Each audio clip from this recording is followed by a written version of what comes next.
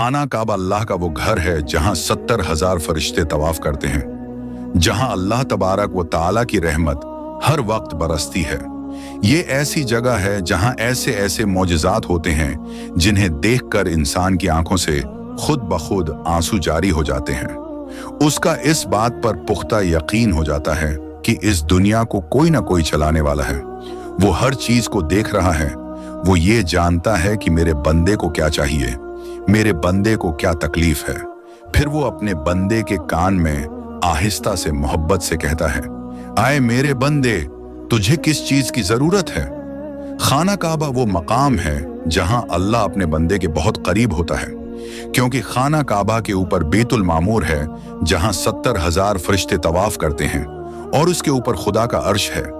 यूं खाना काबा के गिर्द रहमत ही रहमत बरस रही होती है।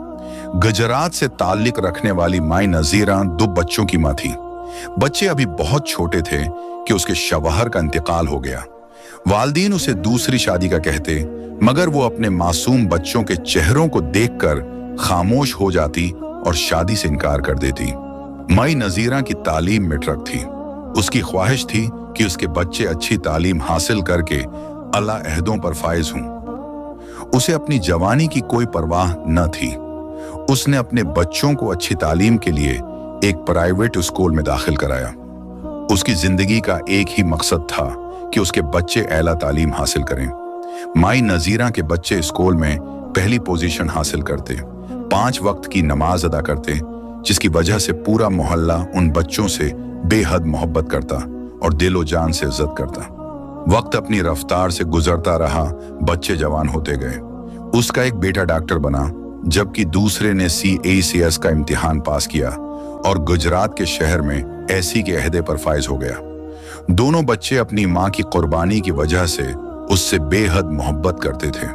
उन बच्चों की ख्वाहिश थी कि वो अपनी वालदा के साथ बीतो अल्लाह का तवाफ करें, वहां पहुंचकर अपनी माँ का शुक्रिया अदा करें कि उसने अपनी ख्वाहिशात की कुर्बानी देकर उन्हें आला अहदों तक पहुंचाया। अल्लाह के घर में पहुंचकर दोनों बेटे अपनी माँ के पांव चूमना चाहते थे, मगर माँ कहती, मैं जब तक तुम दोनों की शादी नहीं कर लेती, इस वक्त तक मेरे लिए बैत अल्लाह का तवाफ जायज नहीं। तुम दोनों जवान हो, इसलिए मैं तुम्हारी शादी के बाद ही काबा जाऊंगी। मुझे मालूम है कि इसके बाद मैं वहां से वापस नहीं लौटूंगी, तुम्हें फिर अकेले ही आना पड़ेगा। माँ की बातें सुनकर बेटे जोर जोर से मुस्कुराने लगते। फिर वो वक्त भी आया जब माँ ने दोनों बेटों की शादियां कर दी। अब बेटों ने कहा, माँ अब तो हमारी ख्वाहिश पूरी कर दो, हमारे साथ बैत अल्लाह का तवाफ करने के लिए अल्लाह के घर चलो, ताकि हम वहां पहुंचकर अल्लाह से बातें कर सकें और उसका शुक्र अदा कर सकें। माँ ने फिर कहा, बेटा क्या तुम मेरी जदाई बर्दाश्त कर लोगे। बेटे माँ से प्यार से कहने लगे, माँ इस तरह की बातें ना क्या करो, हमारी ख्वाहिश है कि आप अपने पूतों पोतियों के साथ खेलें। अब तो अल्लाह ने हम पर बहुत मेहरबानियां की हैं, अब तो आपके साथ वक्त गुजारने में खुशी महसूस होती है।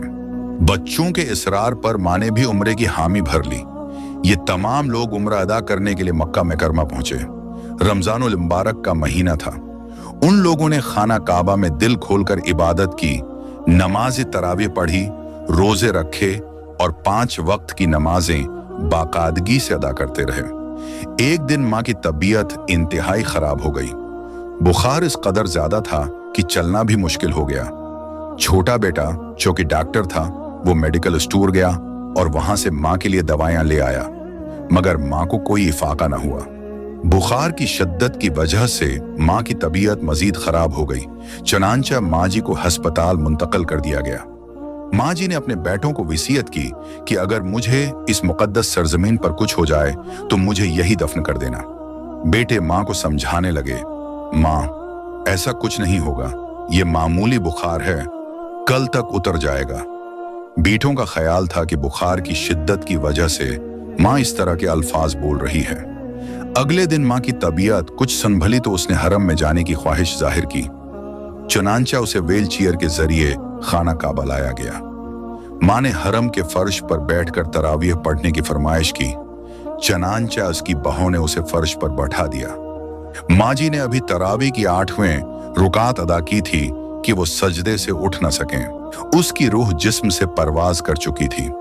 अगले दिन असर की नमाज के बाद माई नजीरा का हरम के अंदर नमाज जनाजा अदा किया गया, जबकि माई नजीरा को जन्नतुल माला में दफन कर दिया गया। कहते इस दिन उसकी कब्र से ऐसी खुशबू आ रही थी जिसको लफ्जों में बयान करना मुश्किल है। हुजूर का फरमान है, जो आदमी जिस हालत में दुनिया से रुखसत होता है उसे इसी हालत में उठाया जाएगा। अगर कोई रोजे की हालत में फूत हो जाए तो उसे क़यामत तक रोजे का थवाब मिलता रहता है, और अगर कोई हज या उम्रे के दौरान दुनिया से रुखसत हो जाए तो उसे क़यामत तक हज और उम्रे का सवाब मिलता रहता है।